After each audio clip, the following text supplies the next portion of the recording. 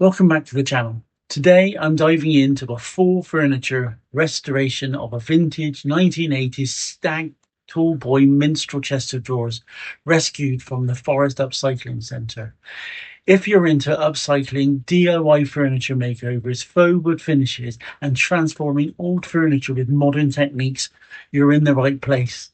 I'll walk you through every step from deep cleaning with simple green degreaser, scuff sanding for paint adhesion, applying shellac-based primers, and also creating that faux wood grain effect using paint graining tools and unicorn spit gel stain. Whether you're a beginner or a seasoned furniture flipper, this tutorial is packed with tips for restoring vintage furniture, preparing particle board safely, and achieving a professional finish. So, let's get started.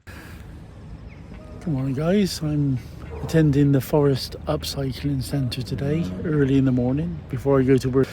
So I'm going to have a quick mooch around to see what they've got, grab anything that I can. And this is what I found: a Stagg Tallboy minstrel set of drawers. Absolutely beautiful. As always, we start with the cleaning process by using simple green, as this is a great degreaser. It removes all of the old cleaning products that have been used over the years, such as polishes. Stagg furniture was introduced in the 1960s, so there is probably a lot of cleaning products to remove. It is always best to remove the hardware before you start to clean, as this will allow you better access to the front of the drawers. As dust from particle board can be very dangerous, a mask or a respirator is needed. Scuff sanding allows the paint I will be applying to have a better adhesion to the wood, especially as it's so shiny. I'm using a 240 grit paper as I don't want to bust through the veneer, which is super thin. It is essential that the dust from the sanding is removed, as this will damage the finish of our paint.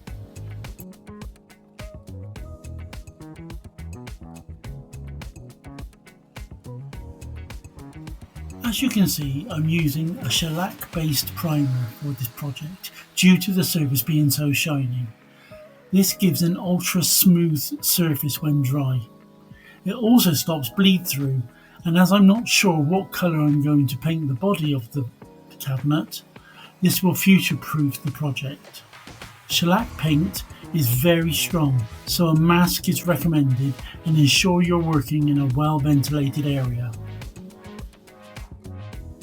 If you're enjoying this furniture flip, don't forget to press the subscribe as well as the like button, and also leave a comment on what you would have done with this piece.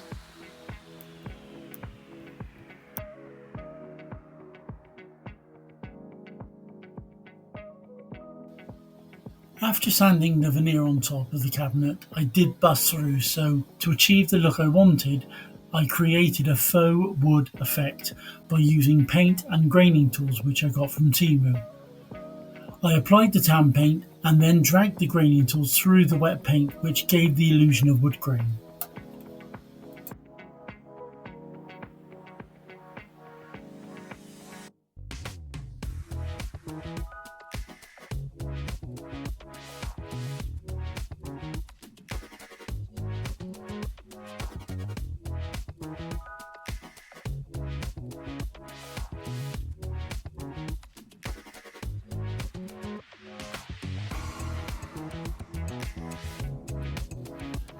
I'm now going to apply the paint.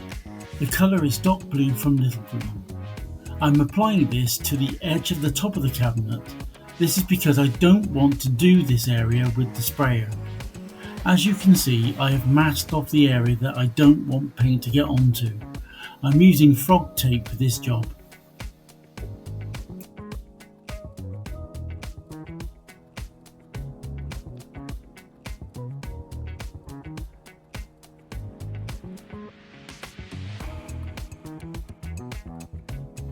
I've loaded the sprayer with the paint after passing it through a strainer, and now going to do the drawers of the cabinet first and then the body of the cabinet. Blue's trending in 2026 because apparently we all collectively decided we need a colour that says I'm chilled, but I still can get things done. It's a colour of calm confidence, like someone who meditates and answers emails on time. From fashion to tech, blue's the vibe. And let's be honest, it goes with everything except bad decisions.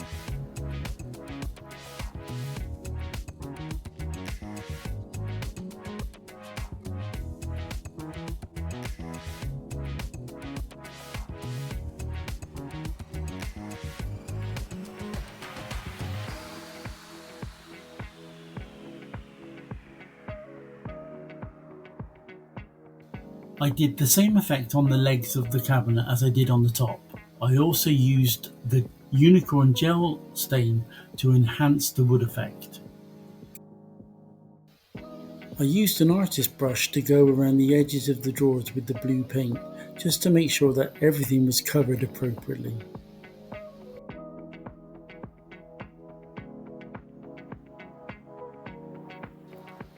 I used Sandlin polyurethane to give the top and the sides and the front of the drawers a good coating. This will protect it from the knocks and bangs of everyday life.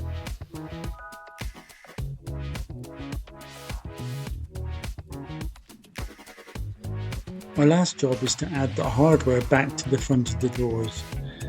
As you can see, the gold really picks up well the colour of the blue.